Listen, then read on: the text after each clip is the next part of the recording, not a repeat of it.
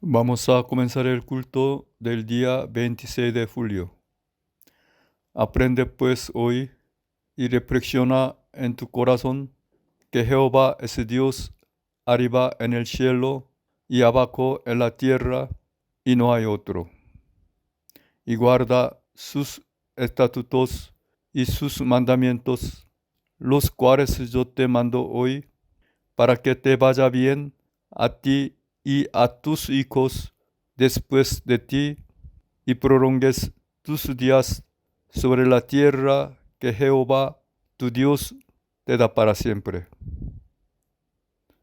Vamos a tener un tiempo de oración a Dios.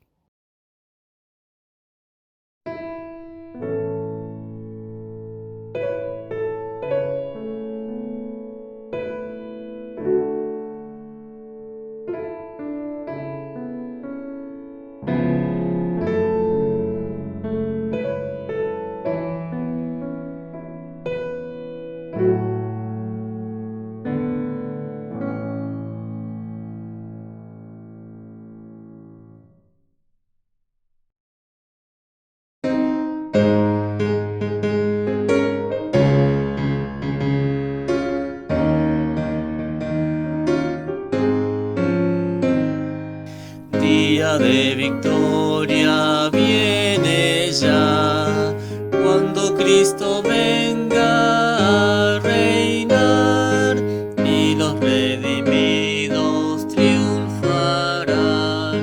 Del sepulcro nos levantará, oh gloria al Salvador, que pronto volverá. Con él yo viviré por toda eternidad. Cuando Cristo dijo yo vendré, Él nos prometió bella mansión, y en sus promesas confiaré. Gozo tengo en mi corazón, oh gloria al Salvador, que pronto volverá. Con él yo viviré por toda eternidad. Esta vida pronto pasará, pues lo terrenal terminará. Cristo nos ofrece lo eternal en aquella vida celestial. Oh gloria al Salvador, que pronto volverá. Con él yo viviré por toda eternidad.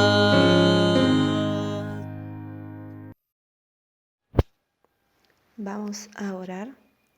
Padre amado, te damos gracias porque nuevamente podemos tener este privilegio para escuchar tu palabra. Te pedimos que tú estés bendiciendo a cada familia, a donde se encuentren, que estés bendiciendo también a nuestros pastores, Pablo y Sofía. También bendice a cada hermano, Señor, a nuestros jóvenes, a los niños de las escuelas bíblicas, Señor. Te pedimos, Padre, que tú estés cuidando a cada uno de ellos, que nos estés guiando para que podamos permanecer en ti y no olvidar lo que hemos aprendido. Te pedimos que tu palabra en este día nos esté haciendo dar cuenta de lo mal que estamos o cómo estamos parados ante ti. Guíanos para que podamos permanecer en ti, Señor, porque solamente necesitamos de ti. Ayúdanos a no tomar nuestras propias decisiones y caminar conforme a tu voluntad. Te pedimos que tú estés obrando en cada familia, en cada hogar, Señor, para aprovechar este tiempo y buscar más de ti. Te agradecemos porque tú eres nuestro Dios y por todas las cosas que haces en nuestra vida. Te damos gracias y pedimos de tu compañía en todo, Señor. Oramos en el nombre de tu Hijo Jesús. Amén. Hoy, por primera vez, veremos Deuteronomio y nos enfocaremos en los capítulos 1 al 4, con el título Guarda los mandamientos del Señor tu Dios. Vamos a leer todos juntos Deuteronomio 4, 1 y 2. Ahora pues, oh Israel, oye los estatutos y decretos que yo os enseño, para que los ejecutéis y viváis, y entréis y poseáis la tierra que Jehová, el Dios de vuestros padres, os da. No añadiréis a la palabra que yo os mando, ni disminuiréis de ella, para que guardéis los mandamientos de Jehová, vuestro Dios, que yo os ordeno. Oremos. Dios bueno, hoy dejamos todas nuestras tareas y nos reunimos aquí para escuchar tu palabra de vida. Ayúdanos para que nuestros corazones se conviertan en buenas tierras para comprender, conmovernos y obedecer a tu palabra santa. Oramos en el nombre de nuestro Salvador Jesucristo. Amén. Deuteronomio es un discurso de despedida de Moisés en las llanuras de Moab, al otro lado del río Jordán, al final de la peregrinación en el desierto, antes de que la segunda generación del éxodo de Israel entrara a Canaán. La nueva generación se componía de la nueva generación que tenía menos de 20 años al momento de salir de Egipto en Cades Barnea y los que nacieron en el desierto. Cades Barnea era la puerta sur de Canaán, el lugar donde Dios se enojó y los mandó nuevamente al desierto. Luego de partir de Egipto, Israel llegó a Cades Barnea en el plazo de 2 años, pero no logró conquistar la tierra prometida, sino que enviaron 2 espías a Canaán y finalmente decidieron escuchar los malos consejos de los 10 espías que vieron la tierra con sus ojos humanos y no supieron confiar en Dios. Toda la primera generación de Éxodo, que constantemente mostraba su incredulidad con sus quejas, murieron en el desierto. Deuteronomio 2:14. Y los días que anduvimos de Cades Barnea hasta cuando pasamos el arroyo de Seret fueron 38 años, hasta que se acabó toda la generación de los hombres de guerra de en medio del campamento, como Jehová les había jurado.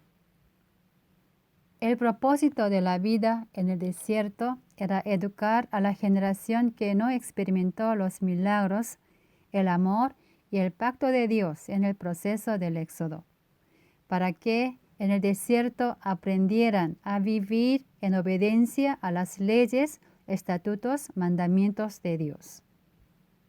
Deuteronomio tiene muchas similitudes con Éxodo, Levítico y Números, porque no tiene registro de ningún evento nuevo, sino una renovación de la palabra de Dios escritas en los libros mencionados. Creemos y aprendemos la palabra para aplicarla a nuestras vidas. Así la intención de Dios era la reinterpretación de la ley dada a Israel que vivió en el desierto, para que la generación que conquistaría y se establecería en la tierra de Canaán pudiera aplicarla. Los teólogos ven a Deuteronomio como el centro del Antiguo Testamento. Y no es una exageración decir que Deuteronomio era uno de los libros favoritos de nuestro Señor Jesús y de los apóstoles. Hay más de 80 referencias de Deuteronomio en el Nuevo Testamento, y cuando nuestro Señor Jesús fue atraído al desierto por el Espíritu Santo para ser tentado, triunfó sobre las 3 tentaciones con las palabras de Deuteronomio. Deuteronomio contiene los atributos y el corazón de Dios. Este libro está vinculado con el final de Números y comienza con la reunión de Israel en las llanuras de Moab con vista a la tierra de Canaán al otro lado del río Jordán. Deuteronomio cubre un periodo de unos 2 meses, incluyendo los 30 días de duelo por Moisés. El tema de Deuteronomio es la relación del pacto entre Israel y Dios. Este libro puede entenderse adecuadamente sobre la premisa que Dios hace y proporciona un pacto para salvar a la humanidad. Dios eligió a un único pueblo para ser una nación santa y que tenga una relación especial con Él. El sermón de Moisés, registrado en Deuteronomio, fue 40 años y 11 meses después del Éxodo. Han pasado unos 41 años del éxodo de Israel desde Egipto para llegar a las llanuras de Moab, la entrada a Canaán. Moisés primero menciona la rebelión en Cades Barnea que Israel no quiere recordar. Israel, incrédulo en la palabra y el poder de Dios, escuchó las palabras de los 10 espías desconfiados y culpó a Moisés y a Dios. Dios se enojó con ellos y Moisés transmitió la voluntad de Dios a Israel. El arrepentimiento de Israel se encuentra en el capítulo 1, verso 41. Entonces, respondisteis y me dijisteis, hemos pecado contra Jehová. Nosotros subiremos y pelearemos conforme a todo lo que Jehová nuestro Dios nos ha mandado. Y os armasteis cada uno con sus armas de guerra, y os preparasteis para subir al monte. No hay arrepentimiento tardío en la Biblia. Nuestro Dios siempre espera que el pecador se arrepienta y regrese. Dios hubiera estado complacido con el arrepentimiento de Israel. Sin embargo, Dios advierte a Israel que en la guerra será derrotada. Deuteronomio 1:42. Y Jehová me dijo, diles, no subáis, ni peleéis, pues no estoy entre vosotros, para que no seáis derrotados por vuestros enemigos. Aún así, Israel no obedeció la palabra de Dios y creyó en su propio poder e intentó entrar a la tierra de Canaán, pero fue derrotado por los amorreos. Deuteronomio 1:45. Y volvisteis y llorasteis delante de Jehová, pero Jehová no escuchó vuestra voz ni os prestó oído. Esto no es arrepentimiento verdadero, y el arrepentimiento de Israel no era lo que Dios quería. La ciudad de Nínive también escuchó el mismo mensaje que Israel. Jonás 3, 4 y 8. Y comenzó Jonás a entrar por la ciudad camino de un día y predicaba diciendo, de aquí a 40 días Nínive será destruida. Verso 8. Sino cúbranse de cilicio hombres y animales y clamen a Dios fuertemente y conviértase cada uno de su mal camino de la rapiña que hay en sus manos. Nínive, una nación extranjera que Israel detestaba, actuó diferente a ellos en Cades Barnea. El rey de Nínive bajó del trono y todas las personas se vistieron de cilicio y se arrepintieron de sus pecados con un corazón genuino, y Dios vio sus corazones, convirtiéndose de sus malos caminos y los perdonó de sus pecados. Al igual que el padre del hijo pródigo que salió de la casa, nuestro Señor Jesucristo siempre abre sus brazos y espera el arrepentimiento y regreso del pecador. El arrepentimiento es una de las doctrinas básicas de la fe salvadora. El primer paso en el arrepentimiento es admitir. debemos reconocer que somos pecadores, comprender nuestras imperfecciones y aceptar nuestra naturaleza pecaminosa. Debemos reconocer que solo Dios es justo, que no se arrepiente de nada, que sus decisiones y todo lo que hace es justo y bueno, y que nuestra justicia es como un trapo sucio. Luego debería haber una confesión de lamento como el apóstol Pablo. Romanos 7:24. Miserable de mí, ¿quién me librará de este cuerpo de muerte? Él está diciendo, oh miserable de mí, ¿quién me librará de esta vida dominada por el pecado y la muerte? Descubrir el pecado en sí y pedir ayuda al Señor con corazón contrito. Y la palabra revelada afirma que aquellos que abandonan el camino de la carne y se dirigen por el camino del Espíritu no tienen ninguna condenación en Jesús. Este es el resultado del arrepentimiento y su fruto. El concepto de pecado cambia, surge un temor a Dios y los valores y metas de la vida son reformadas. El verdadero arrepentimiento lleva a los pecadores a la salvación. El fracaso para alcanzar el arrepentimiento verdadero se debe al orgullo y a la incredulidad en Dios. El verdadero arrepentimiento se logra cuando se abandona la justicia inmunda del hombre y se acepta la justicia santa de Dios. El arrepentimiento distorsionado sin amor y obediencia a Dios solo lleva a la destrucción. Nuestro Dios espera fe y obediencia del Hijo pródigo que ha regresado del arrepentimiento. No importa cuánto nos arrepentamos, si no obedecemos los mandamientos ni tememos a Dios, como Israel en Cades Barnea, nos engañamos a nosotros mismos. El arrepentimiento como forma y práctica que muchos cristianos están haciendo hoy, sin volverse de sus malas obras, los confunden creyendo que fueron perdonados de sus pecados, pero en realidad los lleva a la destrucción eterna. ¿Tememos a Dios? ¿Es verdadero nuestro arrepentimiento? Deberíamos comparar cómo tratamos con el Dios de misericordia, quien hizo todas las cosas, y tener tiempo para arrepentirnos.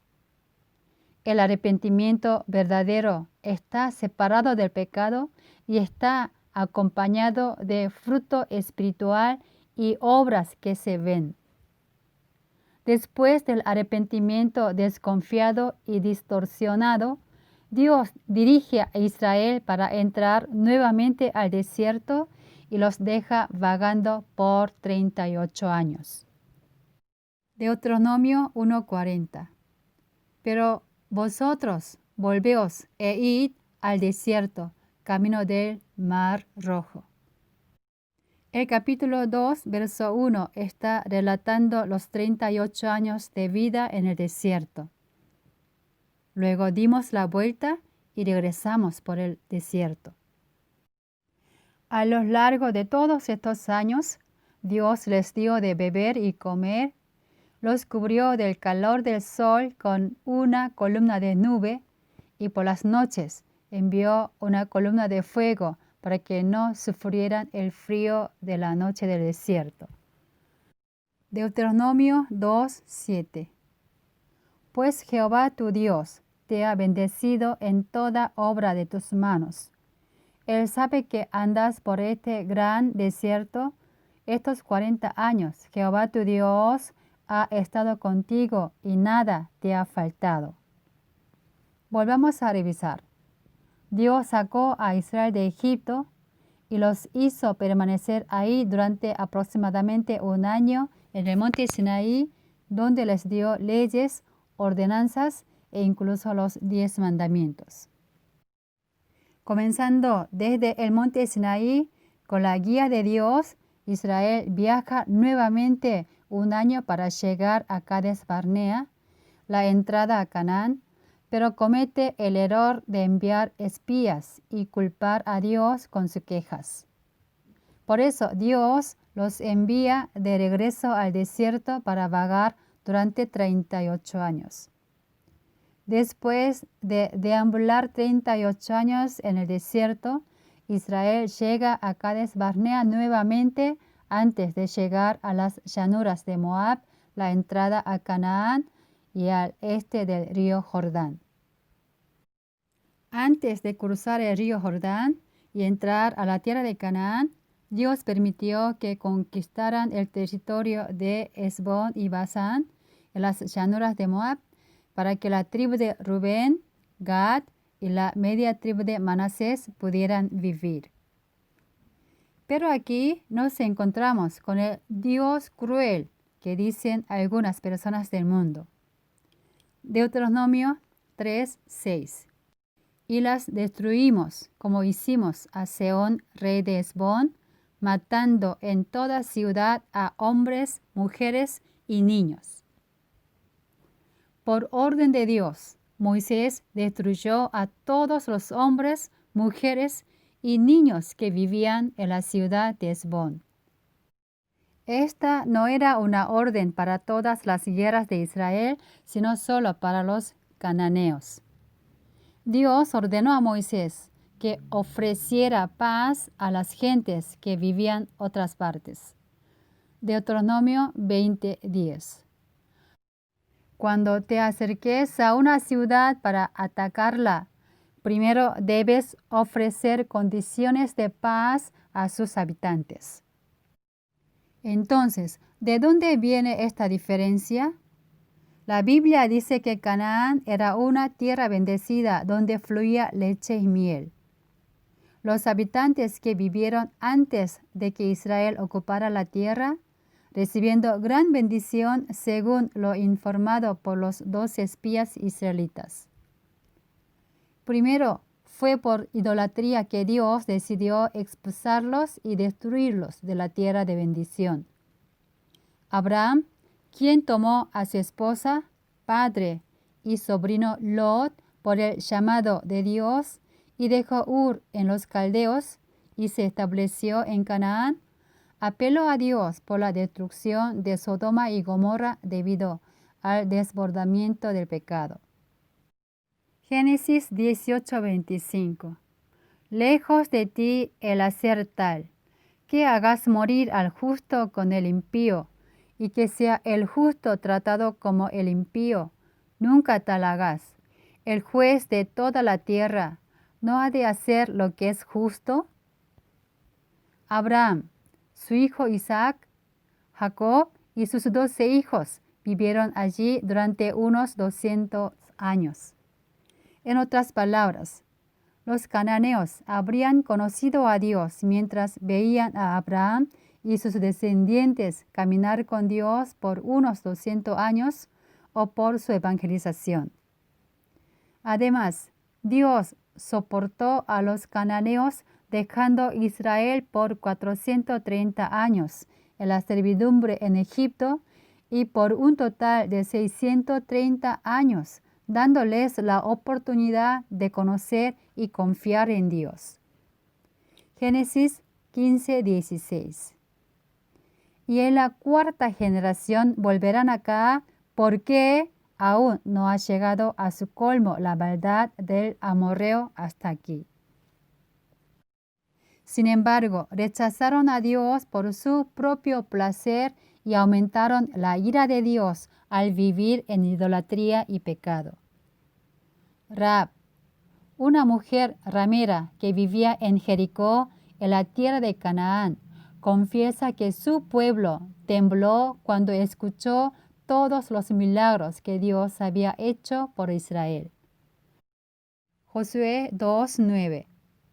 Sé que Jehová os ha dado esta tierra, porque el temor de vosotros ha caído sobre nosotros, y todos los moradores del país ya han desmayado por causa de vosotros.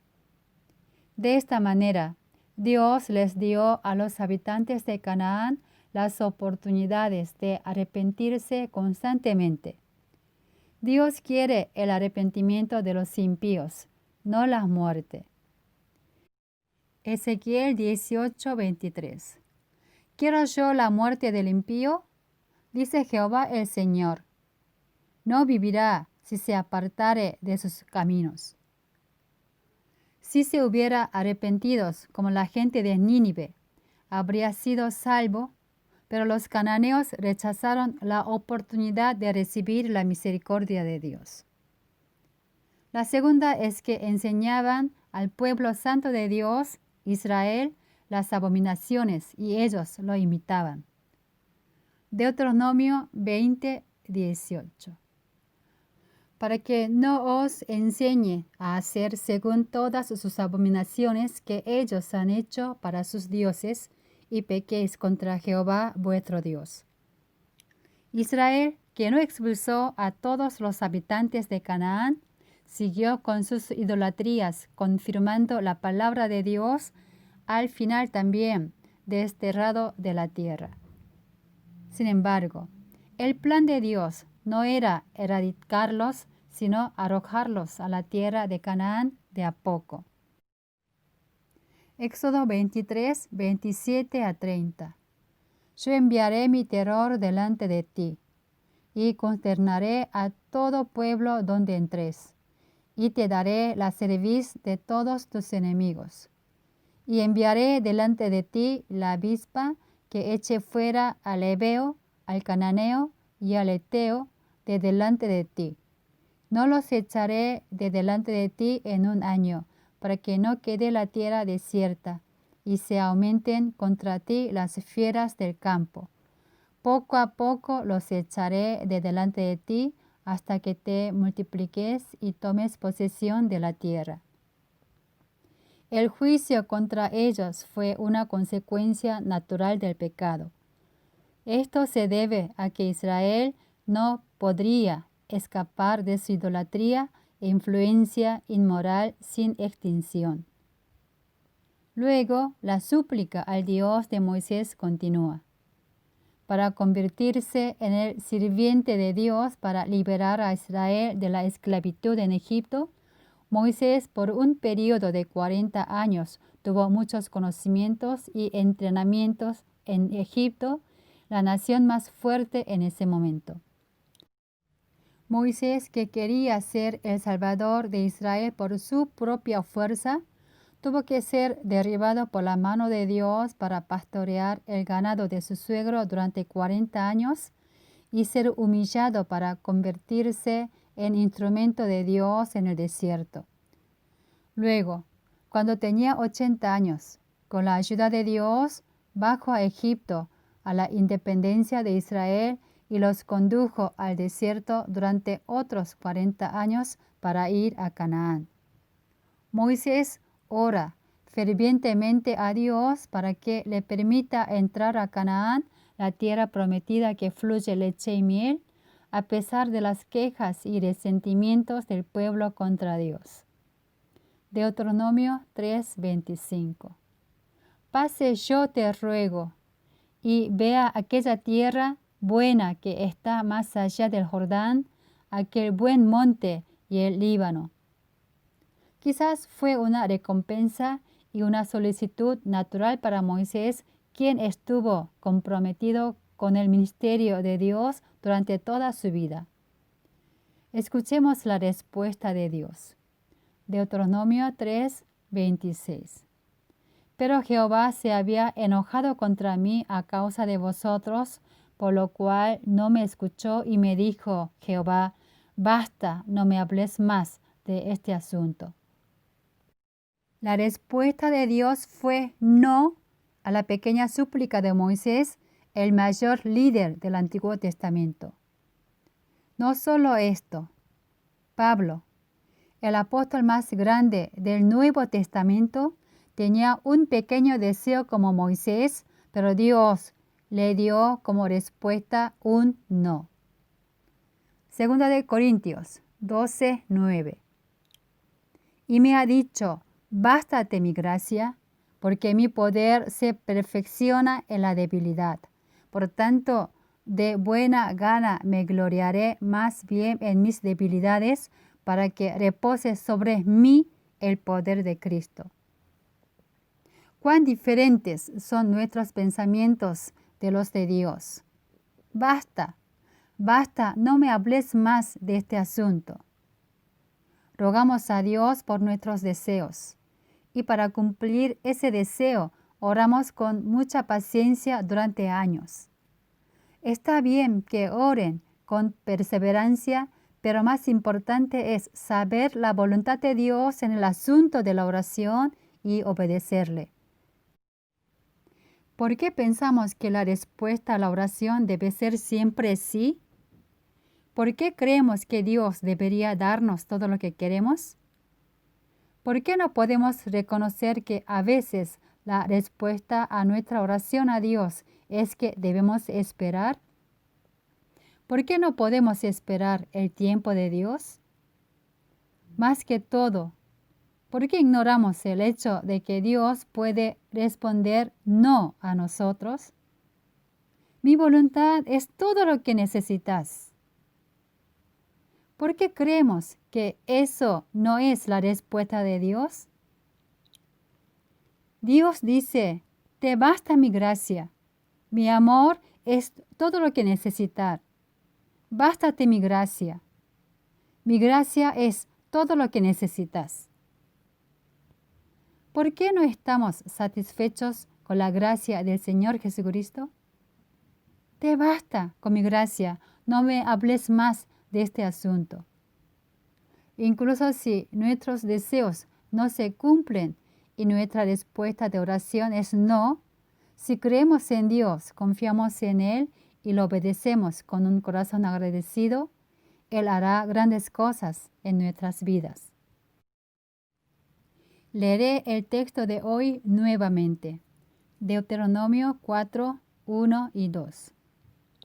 Ahora pues, oh Israel, oye los estatutos y decretos que yo os enseño, para que los ejecutéis y viváis, y entréis y poseáis la tierra que Jehová el Dios de vuestros padres os da.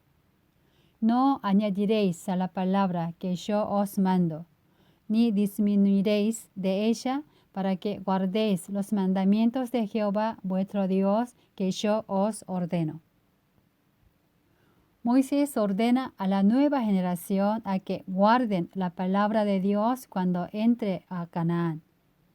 La ley requiere obras. La salvación solicita fe en Cristo. Sin embargo, la fe en el Nuevo Testamento también requiere obras. Santiago 2, 17. Así también la fe, si no tiene obras, es muerta en sí misma. ¿Somos cristianos que tienen obras? ¿O solo un cristiano con fe? Hay algo que quiero enseñarle a la gente que dice la fe es suficiente. Santiago 2, 19. Tú crees que Dios es uno. Bien haces. También los espacios creen y tiemblan. ¿Saben a qué corresponde la parte subrayada? ¿Quiénes son los que temen a Dios y creen que Dios es uno? Volvamos al texto. Tú crees que Dios es uno. Bien haces. También los demonios creen y tiemblan. Tú dices tener fe porque crees que hay un solo Dios. Bien hecho. Aún los demonios lo creen y tiemblan aterrorizados. ¿Tienen una fe mejor que un demonio? ¿Tiene la misma fe que un demonio? ¿Creen que pueden ser salvados por esa fe? ¿Qué tan contradictoria es la Biblia si pueden ser salvos por fe igual o menos que un demonio? ¿Es falsa la palabra de Dios o tú eres falso? ¿Saben cuál es la diferencia entre la fe verdadera y falsa? La verdadera fe no está centrada por la obra, pero está acompañada de una acción que obedece la palabra de Dios. Santiago 1, 22. pero sed hacedores de la palabra, y no tan solamente oidores, engañándoos a vosotros mismos. El príncipe y el mendigo es una novela escrita por Mark Twain. Se trata de que dos personas, un príncipe y un mendigo, quedan fascinados por las vidas del otro, así como también del hecho de que comparten una increíble semblanza. Tom, quien era el mendigo, se transformó en real príncipe Eduardo y esfuerza a tener una vida realeza. Para todo el mundo es obvio. Pero, ¿por qué no piensan que los hijos de Dios, el Rey de Reyes, deben tener una vida indiscutible? Como la Biblia nos exige, tengamos fe salvadora y obras dignas como los salvos. Este sermón de Moisés enfatiza creer y actuar según el mandato de Dios y concluye con contenido que prohíbe específicamente la idolatría. Queridos hermanos, que nos hemos unido en Cristo, no malinterpretemos a Dios. No distorsionemos la palabra. No creamos que la salvación y ser cristiano es fácil. Si es así, la Biblia no hubiera dicho, pocos van por el camino angosto. No despreciemos el sacrificio de Cristo. Hagamos nuestro mejor esfuerzo para conocer la palabra con la ayuda de Dios y aplicarla a nuestras vidas. Dios obrará maravillas en nuestras vidas. Oremos. Dios de todas las naciones y Dios de toda la tierra, gracias por tu paciencia y amor desde el principio, tanto a los gentiles como a los cananeos.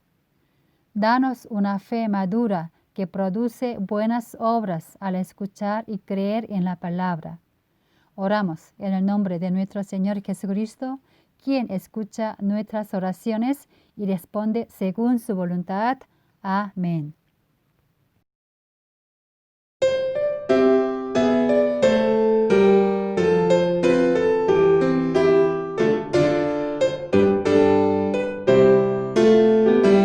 Nuestro Dios es quien hizo el bien en nosotros, promete ayudarnos, o sí hasta el final, y el nombre de Jesús diremos a otros, unidos marchamos con Él, juntos marchamos, gloria a Dios, juntos marchamos, se goza el corazón, yo mi parte haré, pues soy hijo de Dios, y juntos marchamos con Dios. Es honroso darnos ayuda amistosa, tan solo una parte le damos al Señor, del dinero más hoy la vida daremos, pues juntos marchamos con Él. Juntos marchamos, gloria a Dios. Juntos marchamos, se goza el corazón, yo mi parte haré, pues soy hijo de Dios, y juntos marchamos con Dios. Creceremos juntos en santo amor, pensar en los otros, lo siente el corazón, y podemos creer que Dios es lo mejor, pues juntos marchamos con Él. Juntos marchamos, gloria a Dios. Juntos marchamos, se goza el corazón, yo mi parte haré, pues soy hijo de Dios, y juntos marchamos con Dios.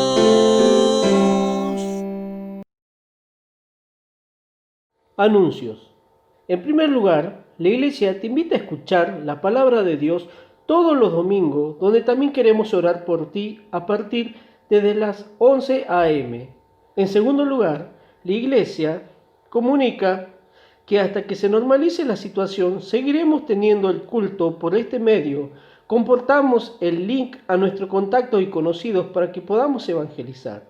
En tercer lugar, cuidémonos del COVID-19. Evitemos compartir comidas, excepto con la familia, salir solo cuando sea necesario, mantengamos la distancia social, uso correcto de barbijo y oremos para que no haya más infectados, especialmente quienes estén trabajando al frente de este virus. En cuarto lugar, la Iglesia te invita a leer diariamente la Biblia, a orar constantemente, teniendo una lista de motivos, posiblemente todos en un mismo horario. Mayor información, comuníquese con un líder. En quinto lugar, hagamos la meditación bíblica que se está pasando por WhatsApp. Es necesario realizar también el trabajo práctico para que la palabra que meditemos se quede en nosotros. Los que no la estén recibiendo puedan pedirla a cualquier líder. En sexto lugar y por último, se está realizando la reunión de jóvenes de manera virtual, todos los sábados a las 18 horas. Recuerda, vuelve a Cristo antes de que Él vuelva. Oremos. La gracia del Señor Jesucristo, el amor de Dios y la comunión del Espíritu Santo permanezca sobre todos aquellos que aprenden y practican la palabra desde ahora y para siempre. Amén.